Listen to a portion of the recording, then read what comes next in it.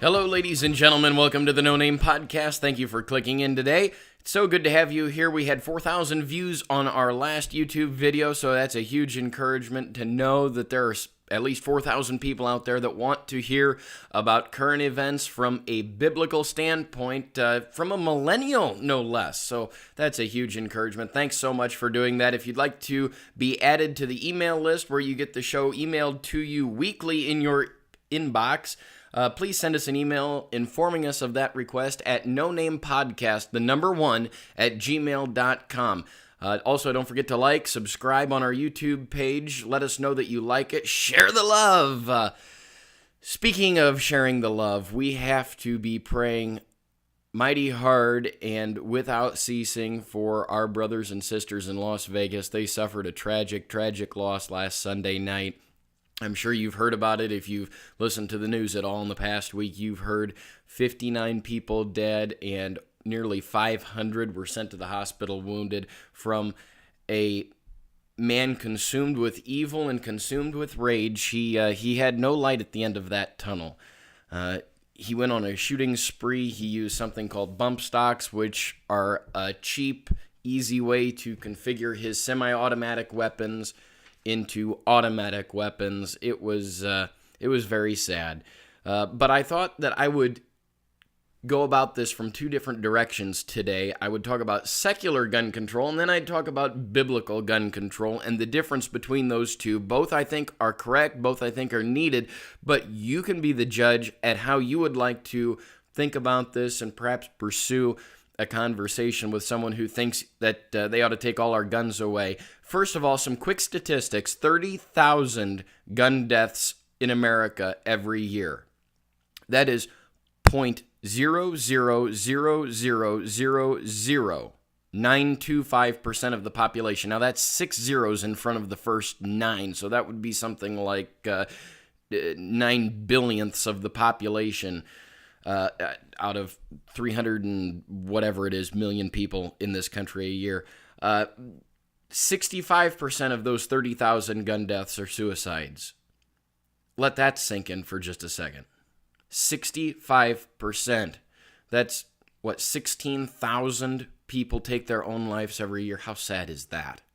15% are police officers in the line of duty shooting the bad guys before they get shot. And out of that 15%, they're all justified. 17% of the gun deaths per year, and this is the number that you really have to pay attention to when you're talking about gun control. 17% of the gun deaths in America each year are gang-related, drug-related, criminal-related, and mass shooter-related. So what happened in Vegas last Sunday would fall into the 17% category. More statistics. Out of the 30,000 gun deaths a year, 480 of them, 480, are in Chicago. Now, the 17% of the 30,000 that are drug and criminal-related and mental illness and mass shooting, that boils down to 5,100 gun deaths, give or take, every year from the bad people doing bad things with these guns. Out of that 5,100, 480 homicides are in Chicago alone. That's 9.4% of that total. 9.4% take place in Cook County, which is a gun-free zone, by the way. 25% of the gun crimes take place in 4 major cities. That's all. A quarter of them take place in Baltimore, Chicago, Detroit, and Washington, D.C. California alone had 1,169 unlawful gun deaths every year committed by criminals and mass murders and whatever else. If you take California, Chicago, Baltimore, Detroit, and Washington, D.C. out of the 5,100 gun deaths every year, that leaves 54 gun deaths on average per year across 49 states. In other words, each state, Iowa has 54 gun deaths per year. Oklahoma has 54 gun deaths per year. New Hampshire has 54 gun deaths per year. That's it. Now, Like I said, this is going to be the secular part, so forgive me if I get bent out of shape. But we have to remember something. Chicago, Baltimore, Detroit, Washington, D.C., and California are all under Democrat control. This is not a Republican problem. This is not an NRA problem. This is not a bump stock problem. This is a Democrat problem. You make guns illegal, and the only people that are going to have them are the criminals that don't care if they're illegal or illegal anyway. If making something illegal is a good way to get it out of the hands of ordinary, everyday citizens, why don't we make drugs illegal? I'm sure that would take care of things.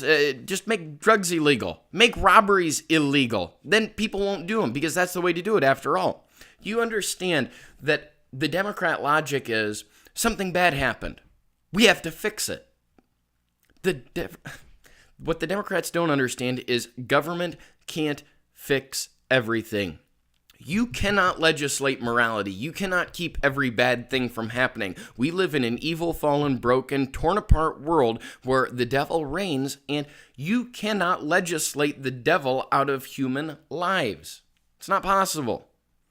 Well, we should ban bump stocks then, so people can't turn their weapons into automatics. You make bump stocks illegal, they're going to make them anyway. They're not that difficult to make. If I wanted to, I could make one in 2 hours in my basement with nothing more than some peanut butter, acetylene torch, and some plastic and metal scrap. It's not that difficult. And the peanut butter would just be to eat. What people don't understand is when they have this gun debate on the Second Amendment, they think that there were a bunch of long-haired, old, dead guys that wrote this.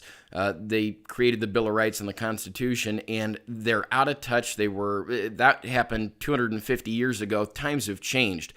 Yeah, sure they have. We're not shooting muskets anymore, but the point is, the Second Amendment was not created for hunters, and it was not created for gun activists and gun nuts, of which I am one. It wasn't created for that. If you read the Second Amendment, everybody knows that the language in there includes, it shall not infringe on the rights of the people to keep and bear arms. Everybody knows that. Everybody understands that. But what they forget is the sentence right before that. And it says, a well-regulated militia, and regulated by the states, by the way. You're not allowed to ban, the federal government is not allowed to ban a well-regulated militia necessary for the security of a free state. Now, that's the Second Amendment. Nobody remembers that comes before it. The reason the Founding Fathers wanted us to have weapons and guns and tools to defend ourselves is not necessarily even from break-ins, not necessarily from home invaders or mass shooters, although that's a handy benefit, that's a side benefit. It's to protect states from the federal government becoming power-hungry, control-hungry, and trying to take over. Nancy Pelosi doesn't understand that. Chuck Schumer doesn't understand that. I'm not so sure the Republicans understand that. States were supposed to have militias as a safeguard against the federal government becoming crazy. But everybody forgets that. Nobody wants to talk about that. As I said, I'm going to talk about, that was just a very, very, very brief dive into the secular argument of gun control. And we'll talk more about secular gun control some other time. After the break, we're going to dive into biblical gun control and what the Bible says about the evil going on and why we need to have weapons to protect ourselves, because it is in the Bible. Jesus wanted us to defend ourselves.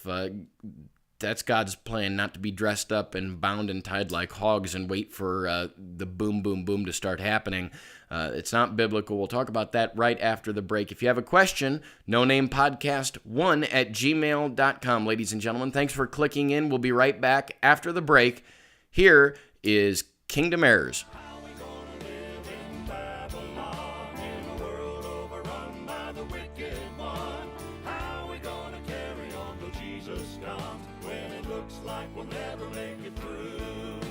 We're gonna have to pray like brand new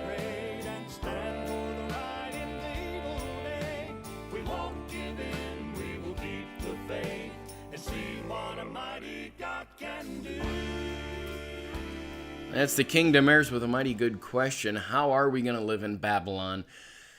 Babylon was an evil, wicked, vile place where a lot of idol worship took place. A lot of iniquity was abounding in Babylon. And we're living in something very similar to Babylon today, I believe. We have to realize that the only way to make it through Babylon is to keep the faith, to pray unceasingly, and do not deny our principles. Don't deny our God and our Bible. That's how Daniel and the 3 Hebrew children survived Babylon. And they also didn't go about hiding. There was a revival of sorts in Babylon. And Nebuchadnezzar, off and on, was part of that revival. So we have to make sure and be tough, hang in there and be tough, folks. As far as biblical gun control goes, it says in Exodus how if an intruder breaks into your house and you don't kill him, how he's supposed to repay you. And if he can't repay you for the things that he's stolen, he's supposed to be sold to pay for the things he stole. But it also says that you've got the right to kill him. It's called the castle doctrine that we've developed today, where if somebody breaks into your house, you don't have to retreat. Your house is your castle. You shouldn't go running and hiding from somebody who breaks into your house with a gun and is trying to kill you or do you harm. You've got a right to defend yourself. It's a biblical principle. If you read through some of the Old Testament, I think you'll find that Jesus was not a pacifist like T.D. Jakes says he was. Jesus, the God of the Bible, is a very just God, and not all the time does he use miracles to show his vengeance on the unrighteous. He used the Israelite army to clear out Canaan land full of the wrongdoers and evildoers. I think that having weapons and having tools to defend ourselves are absolutely biblical. There's no doubt about that. But if we would dive into what happened with this maniac in Las Vegas, I think we'll find something very, very interesting. You know, you hear a lot about how, well, he was a compulsive gambler and he had 4 houses. He had $100,000 that he transferred to the Philippines and whatnot. Live-in girlfriend. He had, like I said, 4 houses. He lived in Florida, Texas, Nevada, and California. So he was well off, and everything just seemed like it was going great for him, and we don't know why he decided to kill all those people. Almost as an afterthought, they add that he had no political or religious affiliations. And the only reason they even decide to add that is because they're trying to figure out some way to connect it to ISIS or another Islamic terrorist organization. But I think we as Christians can really pick that apart a little bit. You know, no political or religious affiliations. Well, what did he have then? He had 4 houses. He had loads of cash. He had a girlfriend. I think he was fairly close to his brother. It sounds like he had an empty life. It sounds to me like he had nothing. He might have had 4 houses. He might have had a ton of money. But he had nothing. He was living in a vacuum. It's so, so sad to think that somebody like that did not have any sort of moral compass. It doesn't sound like he did. And the problem with that, again, is not the government. The government cannot legislate morality. But we don't need gun control. We need Jesus. We need solid churches. We need a faithful few in America to combat stuff like this. You know, everybody throws around, well, if my children shall repent of their sins and call upon my name, then I will heal their land, and I'll be faithful to do that.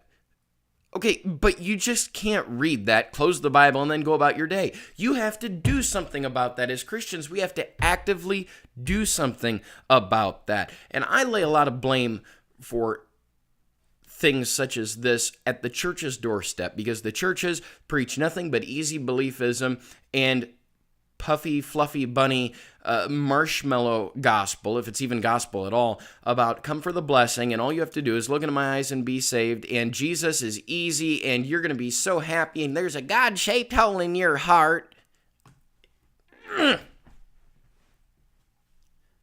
That's not the Bible. That's not the gospel. And when they're not preaching easy beliefism, they're griping about how, well, this guy's hair is just a quarter inch too long, and that's a sin, and her skirt is too short, and that's a sin, and you mean you guys watch sports on TV? That's a sin. They don't talk about any genuine iniquity. They make Christians feel bad for preferential items. You don't go to church Sunday morning, Sunday night, and Wednesday night? Shame on you. It's disgusting. You read the NIV instead of the King James Version Bible? Why don't we please try to focus on something important, try to focus on important issues, something that could actually change lives for the better, something that could actually show people the error of their ways, instead of griping over petty, stupid, ridiculous items like dress and what people do in their discretionary time. Maybe we should talk about actual genuine iniquity. Maybe we should talk about genuine sin, because that's important. You know, sin eats at the inside of a country, just like a worm crawls inside the apple and eats an apple from the inside out. That's what sin does to a country. Leonard Ravenhill, Hugh Hefner passed away a week or two ago. Leonard Ravenhill, in 1961, about 8 years after Playboy magazine became popular and grew to whatever debauchery it is today, Leonard Ravenhill said of it, let the writers of these trash can smut magazines know that they will quicken the fall of their nation faster than communist philosophy. Amen to that. Sin eats at a country. Sin eats at the citizens of a country. This man did not have a gun problem. He had a sin problem. Those 65% suicides, how tragic. They have no hope. Things may get very, very ugly and very sad and very lonely here on earth, but if you're a Christian, you still have hope. If you are a faithful member of Christ's body, you still have hope. I'm astonished, to tell you the truth, that the suicide rate is so low here in America, when we are nothing but empty, cracked cisterns that can't hold water. We are shallow people. We're focused on nothing but the next way to be entertained, the next dollar we can make, the next how many friends we have. We're not focused on the gospel. We're not focused on anything of real significance. And the church has so much wrong with it. I understand that homosexuality is a big deal. It's a huge sin. The Bible is clear about that.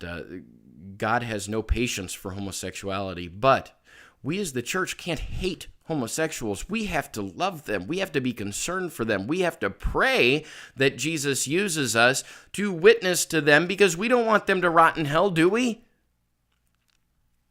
I talked to a friend at the gym who he was talking about how he had such a terrible experience with the church because he had tattoos, and they said he'd be a terrible Christian and a terrible parent because he has tattoos. Explain to me where that is in the Bible. Explain to me why we can walk around and criticize people for having something as trivial as a tattoo of a cross on his shoulder, for crying out loud. The church needs to grow up, and it needs to act up. It needs to shape up, because they're too focused on trivial things. They have to be focused on sharing the gospel in love, using the law of the Old Testament to show sinners the error of their ways, and show sinners how God does hate sin, and how, yes, according to Psalms 5:5, he hates the sinner too, and we have to go about telling them the good news of Jesus Christ, and forget about all of these trivial, insignificant, petty issues. We need to find the next Las Vegas shooter, And we need to share the gospel with him. And that's going to be far more important and it's going to be easier to stop a mass shooting. Not by taking away guns, but by taking away the emptiness, the vagueness, the sin, and replacing that with Jesus Christ and the gospel. And we have to do that as a church body all across America. The only way to stop mass shootings is revival, and not by taking away guns. So Democrats, you can think on that for a while. Good grief, I got wound up. I'm going to go take some more blood pressure medication, ladies and gentlemen. Thank you so much for clicking in. Don't forget, like, subscribe, share it on Facebook, email it to your friends. If you have a question or a comment or a disagreement with me, please email me at nonamepodcast1@gmail.com. Thank you so much for clicking in. We'll talk to you next time.